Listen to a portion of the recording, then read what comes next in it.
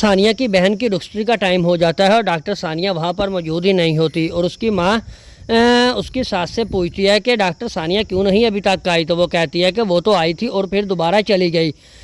تو اس کی ساسو ماں کہتی ہے کہ آپ نے اپنی بیٹی کو کچھ سمجھایا ہو تو پھر ہے نا، اسے تو یہ بھی احساس نہیں ہے کہ میری اپنی ہی بہن کی شادی ہے اور وہ پھرنے کے لیے نکل چکی ہے۔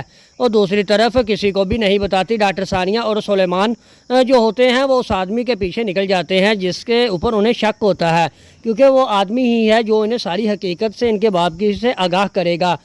جیسے ہی سلیمان اس سے لڑنا شروع کر دیتا ہے اور ڈاکٹر ثانیہ سلیمان کو منع کرتی ہے اور کہتی ہے کہ نہ لڑیں، تو سلیمان ثانیہ کو بھی دھکا دے دیتا ہے اور آہر مار کے ڈر سے وہ آدمی منہ کھول ہی دیتا ہے۔ وہ کہتا ہے کہ میں تم لوگوں کو ایک حقیقت بتانے والا ہوں، مگر ایک بات سلیمان یاد رکھنا، میرا نام نہیں آنا چاہیے ورنہ تمہارا باپ مجھے زندہ نہیں رہنے دے گا۔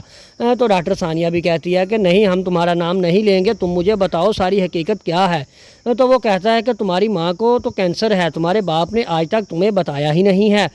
تو اسی وقت جو سلیمان ہوتا ہے وہ غصے میں آ جاتا ہے اور کہتا ہے کہ تمہیں کیسے معلوم ہے؟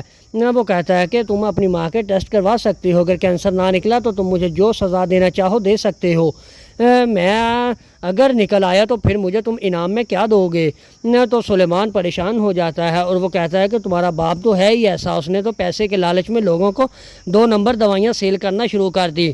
تو سلیمان کہتا ہے کہ بس اب منہ بند کر لو تو یہی بہتر ہوگا۔ تو وہ کہتا ہے کہ کیوں، اپنے باپ کی حقیقت نہیں تم سن سکتے؟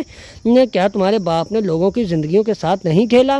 کیا تمہیں اس بات کا نہیں پتا؟ وہ اسی لیے تو تمہاری بیوی کو بھی ڈاکٹر بننے نہیں دے رہا تھا کہ وہ اسے اس بات کی ساری کا علم ہو جائے گا اور اس لیے اس کا لوگوں کے ساتھ